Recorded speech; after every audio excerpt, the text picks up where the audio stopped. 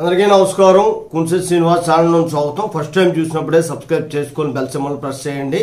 మన ఈ 1800 పైగా వీడియోలు ఉంటాయి, అవి కూడా చూస్తే మీకు మంచి ఉపయోగకరంగా ఉంటుంది. ఈరోజు హైకోర్టు సంచలనమైన తీర్పిచ్చింది. ఏంటి అంటే, విడాకులు తీసుకున్న మహిళ భరణం పొందడానికి అనర్హురాలు. ఇదే హైకోర్టు ఇచ్చినటువంటి సంచలన తీర్పు. ఎందుకో అలా అంటున్నారు? ఇందులో సంచలనం ఏముంది అంటే, భరణం పొందినటువంటి మహిళ కూడా విడాకులు పొందినటువంటి మహిళ కూడా భరణం పొందడానికి అర్హురాలు చట్టం ప్రకారం.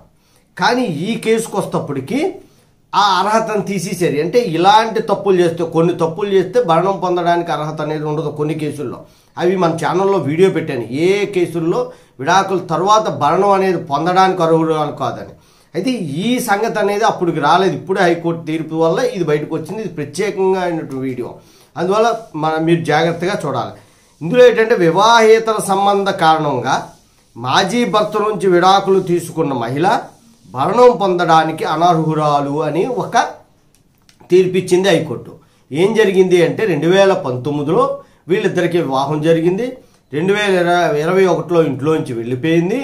వెళ్ళిపోయి కొంతకాలం బాగానే ఉంది. తర్వాత ఫ్యామిలీ కోర్టులో భరణం కావాలని కేసు పెట్టింది.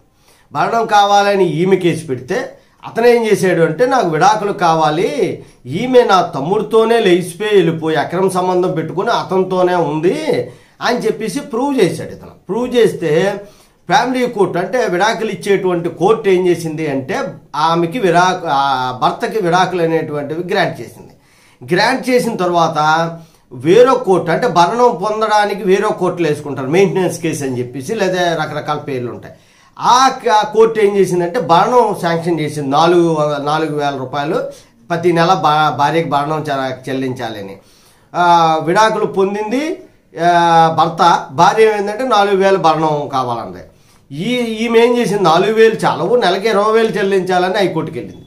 హైకోర్టు పూర్తిగా విచారించి అప్పుడు ఏం చెప్పిందంటే, ఈమె అక్రమ సంబంధం పెట్టుకొని భర్తను వదిలి వేరొక ఆయనతో ఉంటుంది కాబట్టి, విడాకులు మంజూరు చేయబడ్డాయి కాబట్టి ఈ కేసులో అసలు భరణమే చెల్లించే అవసరం లేదని హైకోర్టు చెప్పింది.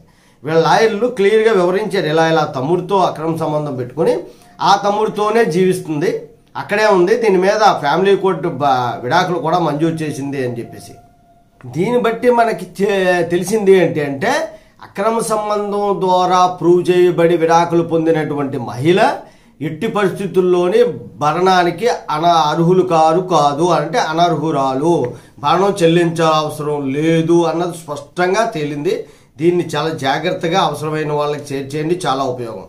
జై హింద్, భారత్ మాతా కీ జై.